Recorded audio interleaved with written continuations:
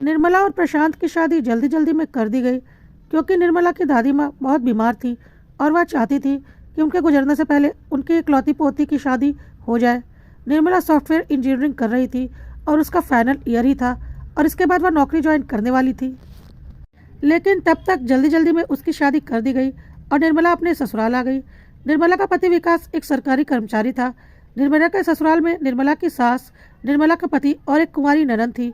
निर्मला के ससुर जी का देहांत 3-4 वर्ष पूर्व हो चुका था। कुल मिलाकर अच्छा परिवार था और सब हंसी खुशी रह रहे थे। निर्मला की सासू माँ के पैरों में थोड़ी दिक्कत थी, इसलिए वह घर के काम करने में उन्हें दिक्कत होती थी। तो विकास का कहना था कि मैं अच्छा खासा कमा लेता हूँ, तुम चाहो तो घर पर रह सकती हो, मम्मी को थोड़ी मदद भी मिल जाएगी। ऐसी कोई ज़रूरत तो है नहीं तुम्हें नौकरी करने की। तो निर्मला को भी विकास की बातें सही लगी और उसने बोला, हाँ तुम ठीक कहते हो, और जब ज़रूरत होगी तो क्वालिफिकेशन तो है ही, मैं नौकरी कर लूँगी। सब अच्छा चल रहा था।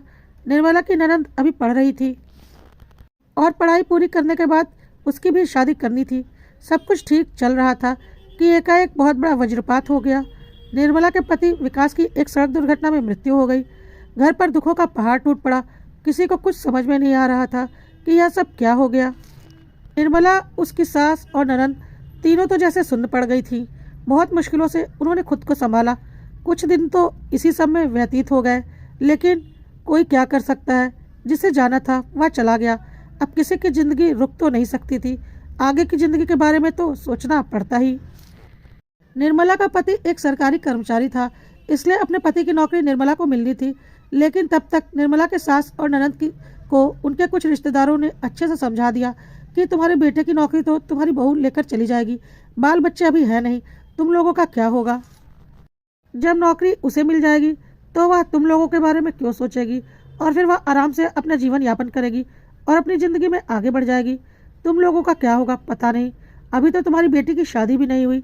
हालांकि निर्मला बहुत अच्छे स्वभाव की थी, फिर भी लगातार एक ही जैसी बातें निर्मला के सास के मन में भरी जा रही थी और ना चाहते हुए भी निर्मला की सास ने अपने दिल की बात निर्मला से कह दी और बोला, इसमें तुम्हारी भी कोई गलती नहीं है। जो हमारे नसीब में लिखा होगा वह तो होगा ही। पति की नौकरी पर तो पत्नी का ही हक होता है। ठीक है, वह मेरा बेटा था, मेरी बेटी का भाई था, लेकिन तुम्हारा तो पति था। कोई बात नहीं, जो हमारे नसीब में लिखा होगा। निर्मला ने बोला, माँ जी आपने मुझे ठीक से समझा नहीं। इतने दिनों में भी आप मुझे समझ नहीं पाई। जैसे आप विकास की माँ है, वैसे ही आप मेरी भी माँ है, और विकास की बहन सुनीता मेरी भी बहन है। तो आपने ऐसा कैसे सोच लिया? मैं तो खुद इसी बारे में सोच रही थी। मैं तो खुद एक क्वालिफाइड इंजीनियर हूँ और मुझे बहुत आसानी से कहीं भी नौकरी मिल जाएगी।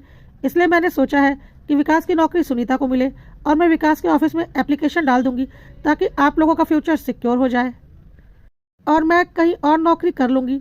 विकास की माँ और सुनीता सोच भी नहीं सकते थे कि निर्मला इतना बड़ा त्याग कर देगी, लेकिन निर्मला ने बहुत आसानी से अपने पति की नौकरी अपनी ननद को दिलवा दी और खुद एक कंपनी में जॉब करने लगी। घर पर सास की देखभाल के लिए एक औरत को रखवा दिया गया ताकि उन्हें कोई दिक्कत ना हो, और दोनों ननद भाभी अपने अपने नौकरी में व्यस्त हो गई। लेकिन निर्मला की अभी उम्र ही क्या थी। निर्मला के सास ने निर्मला से बोला, बेटा तू दूसरी शादी कर ले, क्यों मजबूरी के चक्कर में अपनी ज़िंदगी खराब कर रही है। लेकिन निर्मला ने बोला, नहीं माँ, अभी सुनीता की शादी करनी है, क्योंकि सुनीता की शादी विकास की जिम्मेदारी थी और अब यह मेरी जिम्मेदारी है।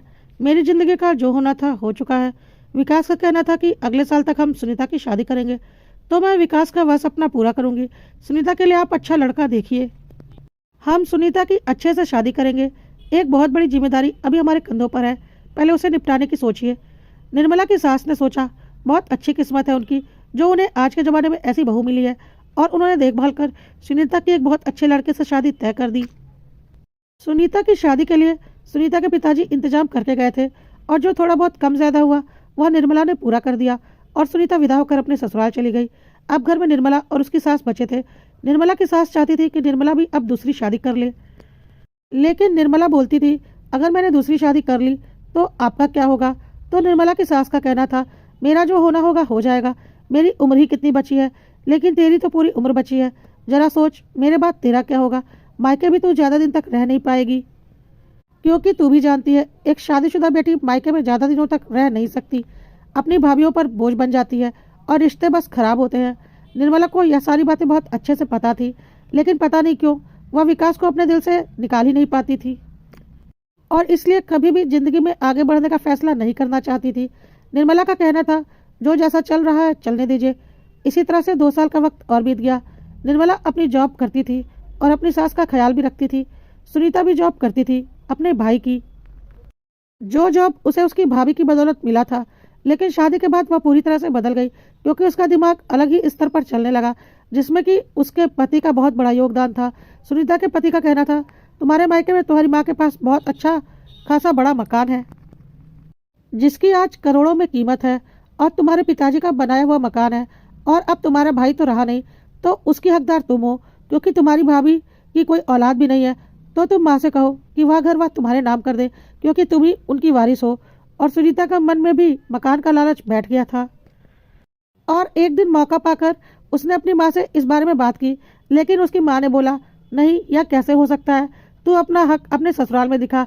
इस घर की बहू निर्मला है, तो इस घर पर उसका अधिकार होगा। सुनीता ने माँ का बहुत ब्रेन वॉश करने की कोशिश की, लेकिन सुनीता की माँ टस से मस नहीं हुई।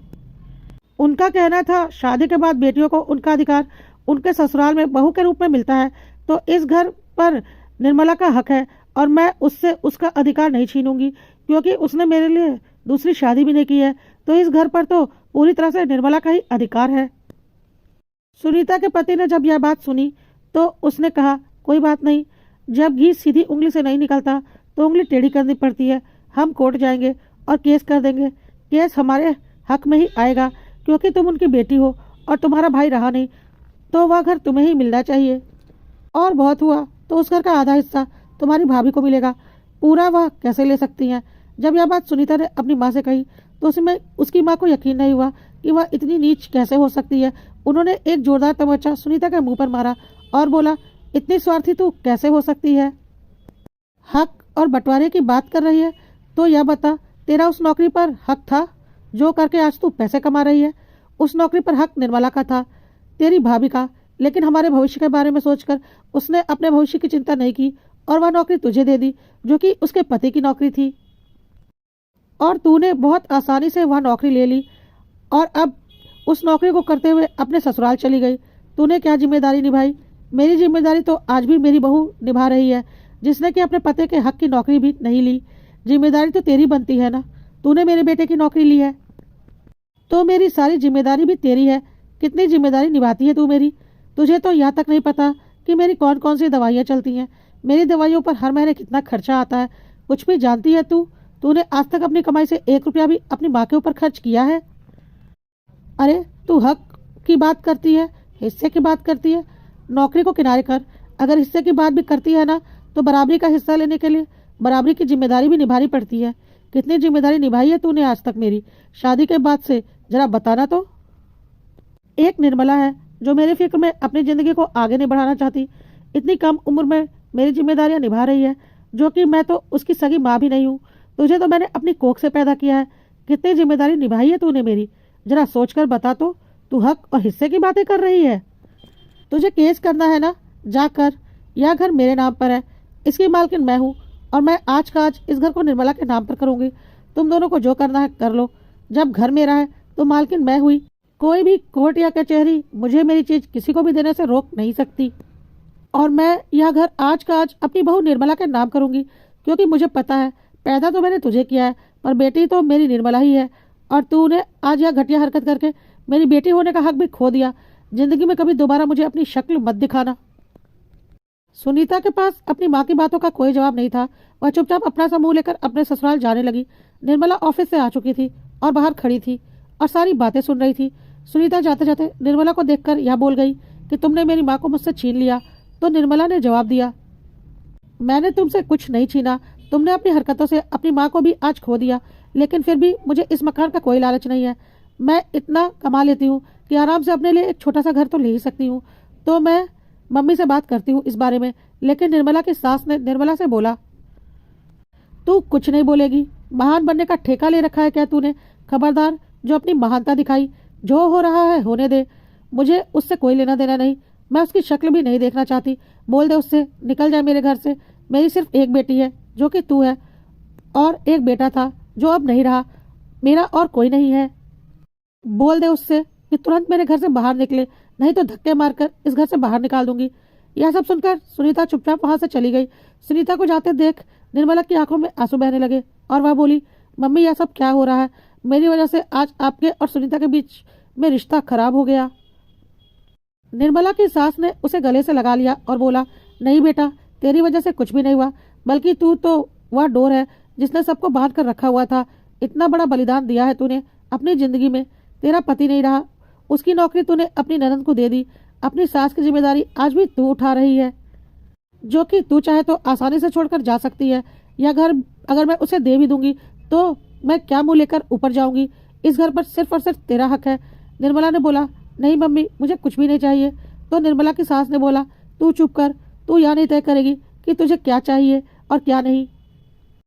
मैं तेरी माँ हूँ और अब जो भी तेरी जिंदगी का फैसला होगा वह मैं करूंगी। तू कुछ नहीं बोलेगी, बस तू मुझ पर यकीन कर, तेरे लिए अच्छा ही सोचूंगी।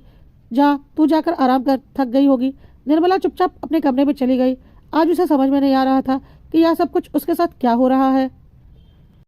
उसने तो सबका अच्छा ही सोचा था, पर फिर भी सब कुछ बिगड़ा क्यों जा रहा है? लेकिन निर्मला की सास ने सोच लिया था कि वह तो अब ज्यादा दिन की मेहमान नहीं है। उसके जाने के बाद निर्मला का क्या होगा? बहुत अकेली रह जाएगी वह, क्योंकि निर्मला के माँ पिता भी अब काफी बूढ़े हो चुके हैं।